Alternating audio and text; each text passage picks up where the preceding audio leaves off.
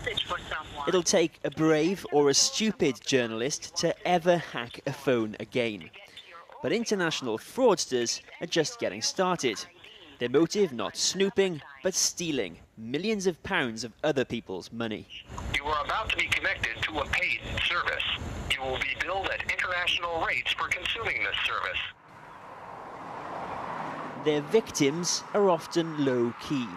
No big banks, no multinational corporations. Instead, they single out places like this, a small corner of rural North Yorkshire, and its unsuspecting local council. The hit happened on Christmas Day. People were busy tucking into their turkey dinners. Too busy, in fact, to notice they were being ripped off by a new breed of international phone hacker. The target was the district council, one of hundreds of victims across the UK, of a new scam that's worth £1 billion a year.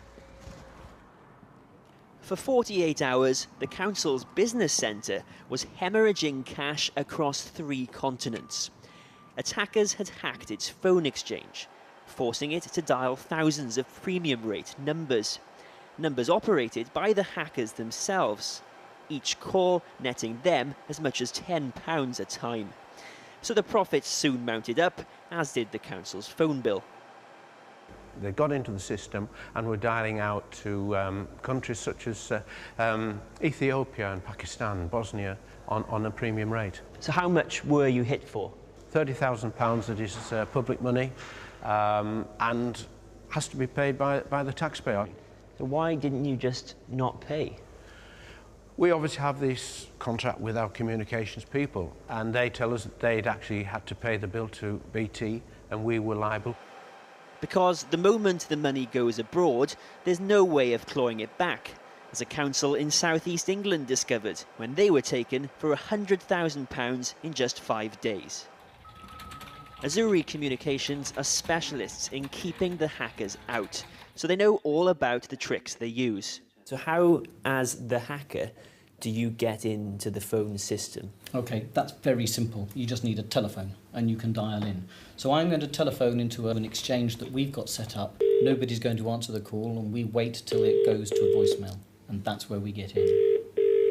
I'm sorry. How do we actually access the system from there? I've had a guess at the default administrator's password. Because people haven't bothered to change it. No, it's all set up exactly as it left the manufacturer. So we're inside the system, then what?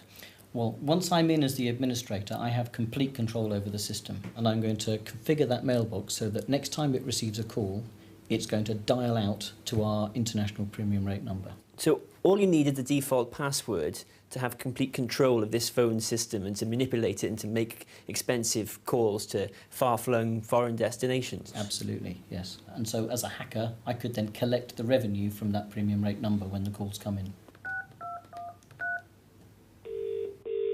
Of course, it takes an expert to know all the right codes to enter. And the hackers even have software that dials 10,000 numbers an hour and cracks passcodes in seconds. In the UK, we're the world's 3rd biggest victims. And because the attackers are scattered across the globe, police struggle to catch them. Once they've run the fraud, and once they suspect that law enforcement are onto it, they can make their entire tracks disappear very quickly indeed. It's not going to be at all easy to get the information that law enforcement need without getting court orders in multiple countries, something for which the resources are just not there. So we need government to actually stand up and take action to put a strategy in place. Because most of us clearly don't own a phone exchange, we'll be safe from this particular scam. But what we probably do own is one of these. And those premium rate fraudsters have even found a way of worming into our mobile phones without us noticing. They do it by exploiting apps, hugely popular computer programs for mobile phones. But thieves are making fake versions. Download one and you let a hacker into your phone.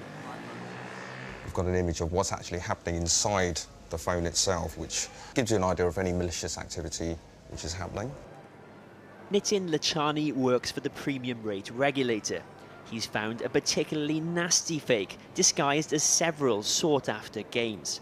It swindled customers in 18 countries out of £250,000 in just a few days. So I think I'm getting the best-selling game that's out there right now, so I'm getting it for free. I've downloaded it. What's actually been going on then in the background? If we have a look at the log, the app is designed to send 3 messages to a premium rate number, and which would instigate 3 messages coming back, which would be the chargeable messages. Without me knowing it, my phone has sent out 3 text messages, premium rate text messages. You have been billed £5 there. So, £5 for each message? Indeed. So that's £15 in the blink of an eye. The phone user really wouldn't have any idea that this has happened. Absolutely. The coding is designed to actually suppress notification of any incoming messages, and it won't tell you of any outgoing messages. This fake app was removed, and today, in a first for the UK, every mobile user targeted will get a refund. No such luck for the victims of phone exchange scams.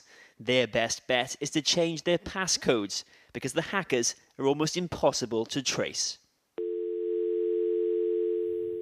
Kieran Jenkins reporting. And for more information about how to avoid being the victim of a scam app on your mobile, you can go to our website, channel4.com/news.